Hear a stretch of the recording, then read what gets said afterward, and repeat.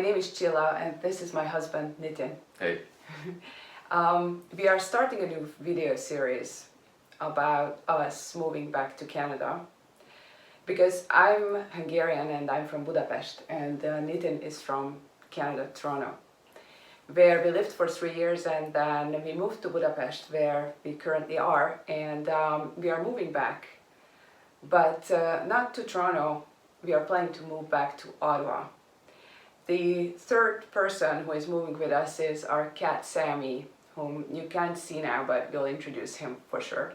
So our plan is to bring you guys along for this journey, which is a very exciting and long journey from start to finish, and we are going to show you how this move goes.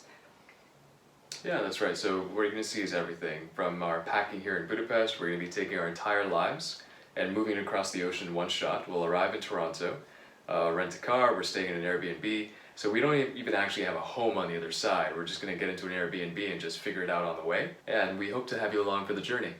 You can also see me packing, which is one of my passions. I love organizing, I love packing. So I'm packing our entire life into 4 suitcases, and I'm going to show you how I do that, and maybe there are some of you who can use that information or those tips that I can give you how to pack that much stuff into 4 suitcases and how can you downsize, right? So I hope this is a very exciting topic for you as well, just as it is for us, and I hope you'll join us and see what happens in the next couple of weeks. Yeah, hope to see you guys there. Thank you. So when you're moving, it's very, very important how you pack and how much stuff you have, right? When we came from Canada, we had 4 suitcases, 2 backpacks, and now I need to do the same. And it sounds like a lot, 4 suitcases, but when it's your whole life, it's not that much, trust me. I like to be very organized, and it's super important for me to know where my things are. We are mostly going to take clothes, some of the shoes, some books, and some electronics, obviously. And what else? I don't know, toiletries, not much, because you can buy that anywhere. And some of my little things like makeup and some of my stuffed toys, obviously. So basically the most important thing about the way I pack is that I like geometrical shapes.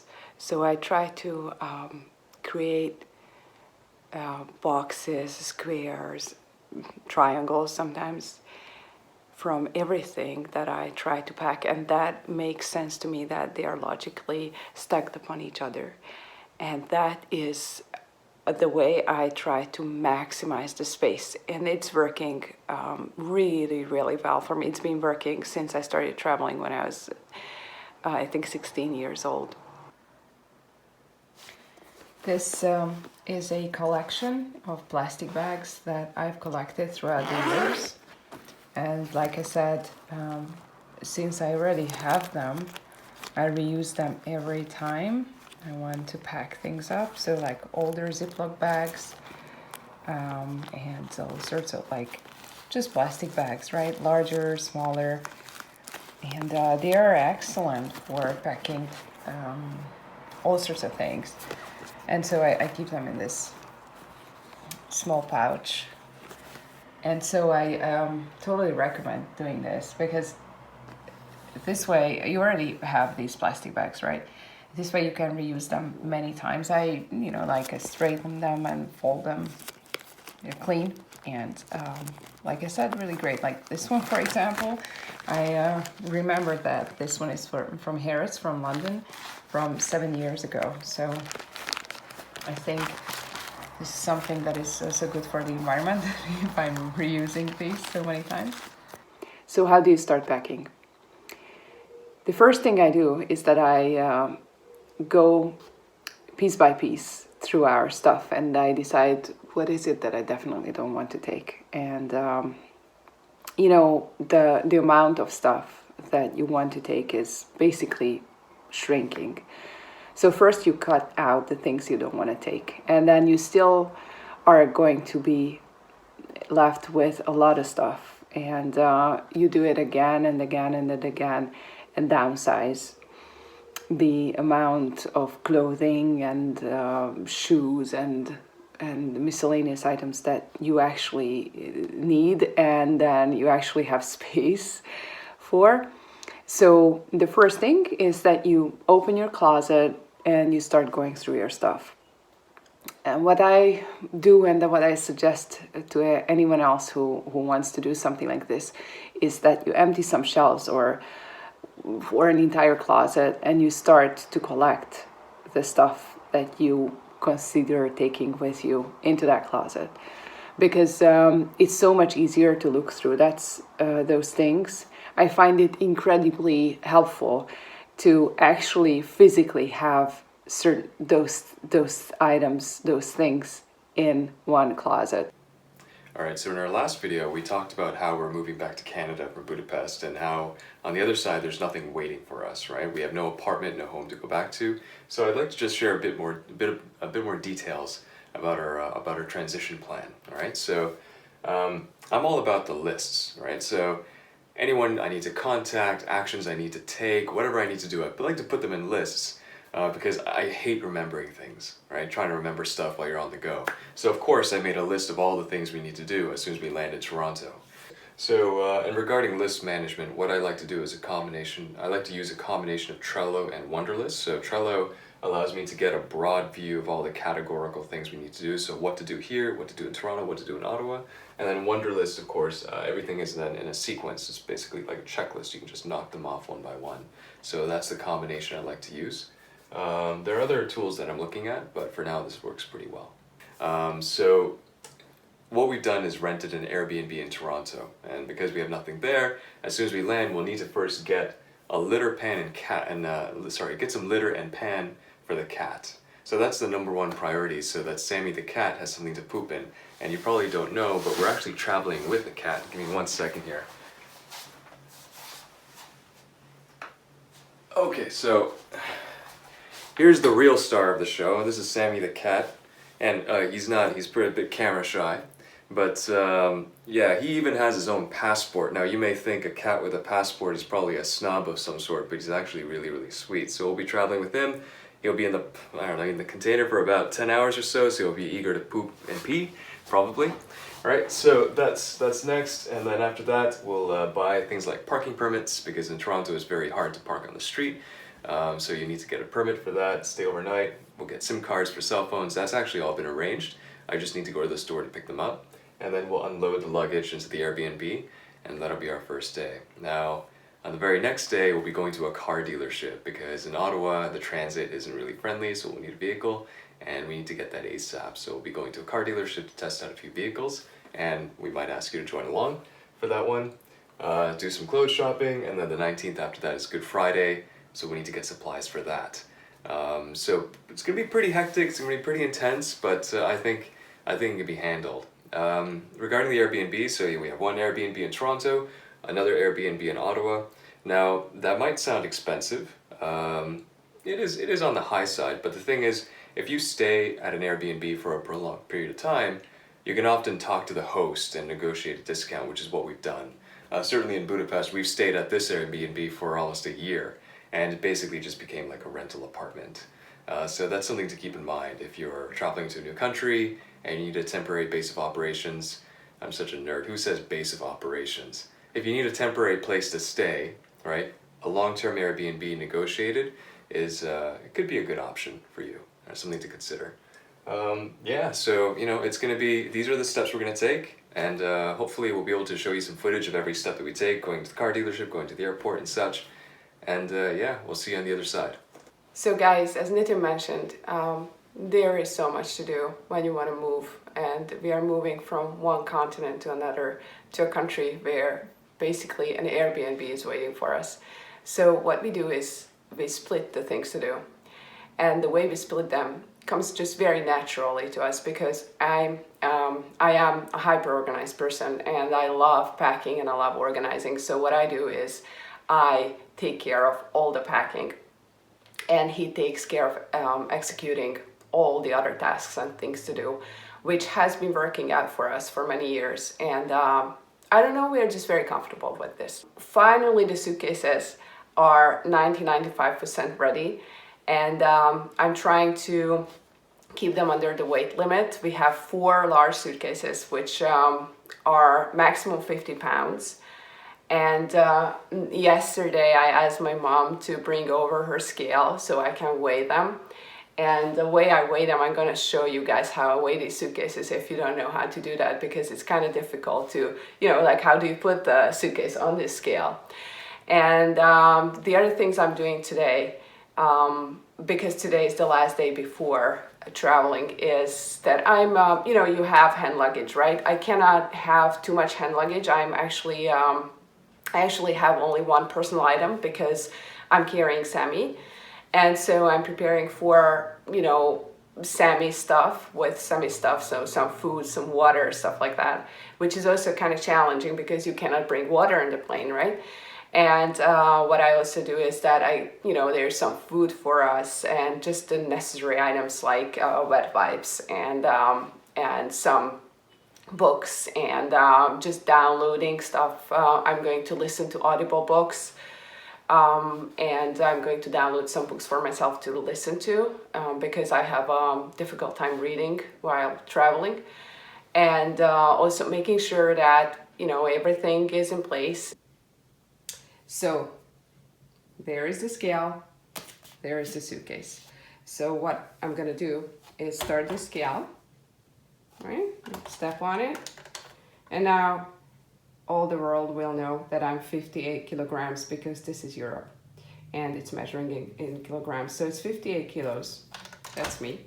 That's my weight. You step off the scale, restart the scale, step on again, try to lift the suitcase. And that's 80.6 kilograms. And now you subtract. So 80.6 minus 58 is 22.6. So this is just under the weight limit because the weight limit is 23 kilograms and this is 22.6, right? So that's done. I got nothing to say. Yeah, we're flying already. It was, getting on the plane was not the easiest. If you guys are in Hungary, we recommend flying out from Austria instead. Right? Absolutely.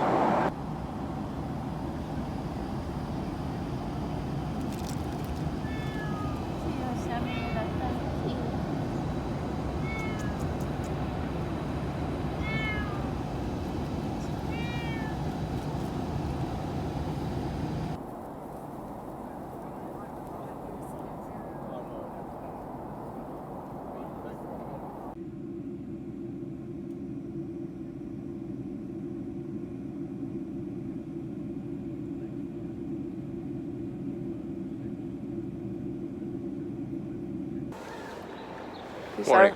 Good morning. This is our first morning at the Airbnb in Toronto. It's a really nice place. Not far from where we used to live before we left Canada. How are you feeling now that you arrived back home? Pretty good. It's as we talked about at the beginning, it's pretty intense. We have a lot to do. So what we're going to do now is head to a car dealership to test drive a few cars, see how that goes, and hopefully after that's done, stop by Costco, our old haunt, for a bunch of other supplies, and just keep knocking down the to-do list, and hopefully show you bits of what we're up to throughout the day. We left Sammy here, logged into the bedroom. He is getting to know his new environment, just new environment for 2 days, because we are starting off again the day after tomorrow.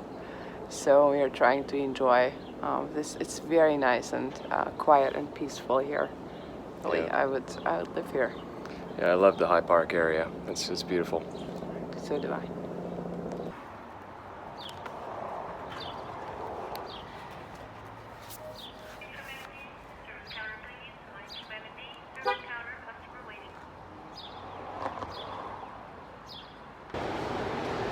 So we're in the You first. we're in the Mazda dealership. Yeah. And we're looking at cars, used Mazda CX-5s. Yeah. because we used to own a Mazda and really liked it, and now we are looking into a new used Mazda. That's right, yeah, so we just signed a deal for one, and yeah, we'll probably take delivery on for it sometime next week, and you'll see that, so we'll go to Ottawa and come all the way back to Toronto to pick it up, but that's not a big deal. Fortunately, there's no other way to do It's just it. that's how the timing worked out because it's going to be a public holiday, and so yeah, so we signed a deal and on to the next thing. Hi guys, so we thought we would give you an update. It's our second full day in Toronto, and we will share with you what we did yesterday, so what we've done so far. So yesterday we went to this car dealerships, and sorry that my hair is kind of like static, and Nitin will tell you because it's basically his win because he prepared the whole thing. Like he was making arrangements prior to our arrival with the car dealerships. Yeah, so we landed in Toronto a couple of nights ago, and the very next day at 9 a.m. we showed up at a couple of car dealerships, did a bunch of test drives. Everyone was surprised that we just landed yesterday. They were all asking whether we're tired, and indeed we were, but you know, things just have to move fast. So we found a car that we liked. Fortunately, it was a good price, good negotiations, and we purchased it. It'll be ready on the 23rd, so that's done. And so after that, we did a bunch of shopping for essentials, and right now we're about to go to Service Ontario. You want to talk about that? Yeah, so Nitin's health card is about 200 years old. Yeah, you should As see old it, as he actually. is, yeah. It's he got a warning from Service Ontario that he is among the 5 people left who have a health card without a picture. The actual message from Service from the Ontario government was that okay, over 90% of the people have photo health cards, but you know, you gotta just get with the program eventually. Yeah, so that's a task we have to get done. And tomorrow is Good Friday, when stores are mostly closed in Canada, because Good Friday is a holiday in Canada. It is not in Hungary, for example. And since the stores will be closed, we have to get some supplies because tomorrow we set off for Ottawa. So this is our last half day to take care of things. So we are kind of in a hurry. And I'll say goodbye. We say goodbye to you guys and get back to you soon, okay? Alright, so guys, we're in Costco right now, and we haven't been to Costco in about 1.5 years, so excuse me if I'm walking around and I'm amazed by an 8-pack of organic black beans, okay? Now you might think, what's the big deal, but oh my god, it's gonna be so much easier to be a vegan here in Canada. Yeah, and in general, you know, you can buy large amounts of quinoa. Yep. And Yeah, 2 kilo bags of quinoa, so you can like basically bulk cook a huge batch of quinoa and black beans with some veggies thrown in, and you're good for about a week or so. It's fantastic. Hi guys, so we are on our way to Ottawa. We've been traveling forever, plus 2 hours, and the weather has been absolutely horrible. It's raining very heavily, and it makes just everything really gray. The visibility is really bad, and we left, we set off around noon, I think, and it's past 5 p.m. now because there was quite a bit of traffic at the beginning of the journey. We are about 65 kilometers away from our destination, and Sammy is on the back seat. He's not enjoying the journey, but I think he's asleep now. So we've been listening to audiobooks and talking. Nathan has been driving relentlessly. We only stopped once for a coffee. And as you drive from Toronto to Ottawa, basically there are not many cities or towns, are there? Oh, it's bare. It's Bare just for the most part. yeah, some small ones. And so yeah, no, it's been good talking, but and also listening to Stephen King. That's right. Well, yeah, see you later. I just wanted to check in with you guys.